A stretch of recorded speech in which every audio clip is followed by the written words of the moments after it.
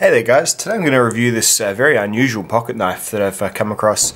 It's called a SIlky Gomboy. So I think SIlky is the brand, and it is, well frankly, it's one of those really ultra extra large pocket knives. Like I've had a couple of Cold Steels, like I've had the Cold Steel XL Voyager, and that was pretty large. I mean right now, what have I got on stock? I've got the Cold Steel Recon 1. This is a pretty big pocket knife, and I mean you see, it just dwarfs it. Like you get like two Recon 1s, you get a whole Recon 1 just in the handle of the SIlky Gomboy. So yeah, very large knife. I'll go through the knife and I guess I'll talk about its pros and its cons, but yeah, it's definitely a strange one. So first of all, I guess looking at it, it's an integral. So you've got this integral handle here, so that means that it is one piece and then there is a channel milled out for the blade. So I guess that's pretty cool. Integrals are usually add a fair bit of price to the knife, but this one was only about it's about $80 or so, which I guess when you're considering the sheer quantities of stuff you're getting, it's actually quite good. Next off, it's a lockback, so it's got quite a, it's not even a mid lockback, it's almost like an upper lockback, which really does, it's got a nice firm pad there to push on, so the operation is actually fairly simple, so that's another thing I like about it, and it's overall, for the size of it, it's actually pretty lightweight.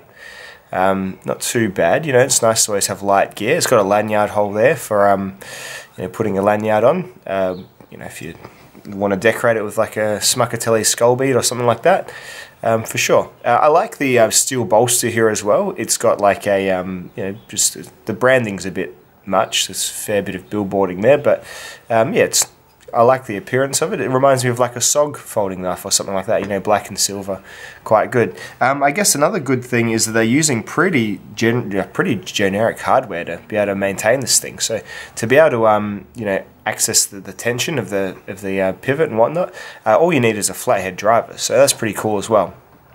So yeah, that's there's certainly some good things about this knife. It's made in Japan, so generally pretty quality from Japan, and it is really got a really nice thin blade stock as well. So we're always complaining in the knife, or lots of us knife guys are often complaining these days, that getting these really big thick knives, quite thick stocks. This Recon's not too bad, but we're sort of definitely leaning to more towards thickness and being overbuilt. So it is really refreshing to have something where they've said, no, we're confident enough in our steel and in our blade that we can make a slicing pattern. So really nice thin blade stock as well. Now we'll just have to zoom out to get to the size comparisons. So I'll open this up there. It's just a couple of size comparisons between this and, well, let's get the Recon 1 back out there. So I just put in pivot to pivot. There we go. And there's a Benchmade 940 as well. So you see it is definitely a lot larger. You get a lot more of your knife blade, almost probably 3 times the amount of blade than the Recon 1 and the 940, which are sort of similar sized cutting edges at the very least. Lots of handle. You could actually, if you wanted to, put 2 hands on this handle, but you can sort of choke back, or you can choke up here pretty well for the detail work, for sure too. So not too bad. Now, I guess moving on to the cons, sorry. Now, I am not the biggest fan of Serrations, but I can see they've got a purpose. However, this knife here, they've gone and put this really good stock on it, really good thin stock, and then they've serrated it in a way that is just unusual. Like, you just can't, it's really difficult to do everyday tasks with this knife, because of this serration pattern they've chosen. Really, I mean, there must be a purpose to it, but I mean, and you can get, you can get the work done, but it just leaves a really rough finish. Mostly the scallop serrations are the ones that I would prefer if I was buying a serrated knife, but yeah, just a really strange choice to make such a thin, slicey blade, and then thoroughly serrate the end of it. So very strange. It does have a bit of a rescue tip here, which is kind of cool. So this part isn't sharp here at all. So you could slide this up under like the jeans or something for a for like a rescue cut to like take off someone's pants in an emergency or something like that. So I mean, that's good thinking too. Another thing is the choice of steel. It's like an SK5, which you don't often see in folding knives, SK5. And as you can see, it has sort of started to tarnish just a little bit. I mean, it's not the worst. You could probably clean that up if you really wanted to. But yeah, it's just got a little bit of a proneness to rust, which I don't usually love in my everyday carry knives. Another thing is obviously the size of this thing. It's almost unwieldy. Like, I prefer when the knife has a clip for a start. I mean, this one, I have been just carrying it tip up in my pocket.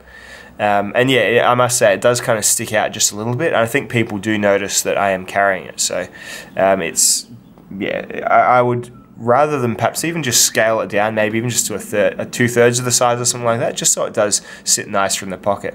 It's not super thick. I mean, if you compare it to the Recon 1 there, it's not, not a huge amount thicker than the Recon 1. It's just, it's sort of compounded by this slightly rubberized coating that does seem to kind of grip on the inside of your pockets as well. So just not super great in the pocket, I must say.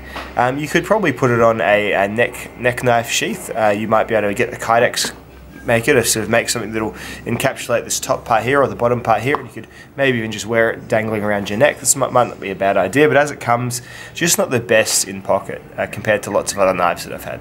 Now, I didn't get this new, so I didn't have any of the packaging with it, so I might have missed something on the packaging, but I did notice that the lockup is a little bit shaky still, and it's got this unusual, you can lock it a bit extra back here. I'm not sure why you'd want to do that. I guess it's good for, it would be good for chopping board cuts, except then you've got those serrations that are really sort of working against you as well. So whilst you could, and you can use it to sort of prepare a meal, but yeah, just kind of one great idea is kind of undone by one really strange idea. So don't know, but yeah, as I said, I didn't have the package for this SIlky Gomboy, so I don't really have any of the other instructions or any of the other purposes perhaps for any of these design choices. So there you go.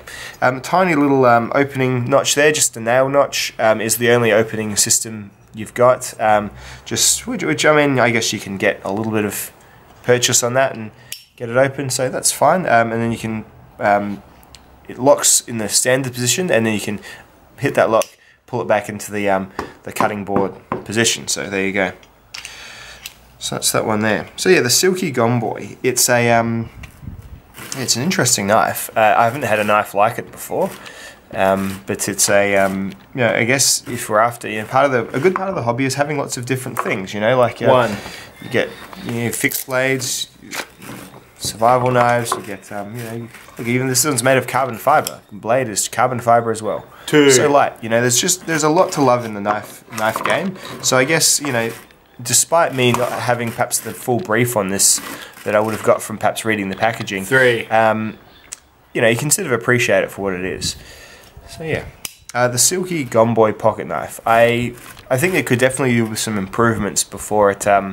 Maybe if there's a version 2, they could do like a mini version, which would be really, really good. And yeah, I would really prefer maybe a plain edge version as well, like a plain edge SIlky Gomboy. Probably do a lot more work, a lot more efficiently than just this very strange serrated pattern here. So yeah, overall though, I would say that it is probably one of the best folding pocket knives ever made. It starts with one thing, I don't know why. It doesn't even matter how hard you try. Keep that in mind, I designed this product to explain it.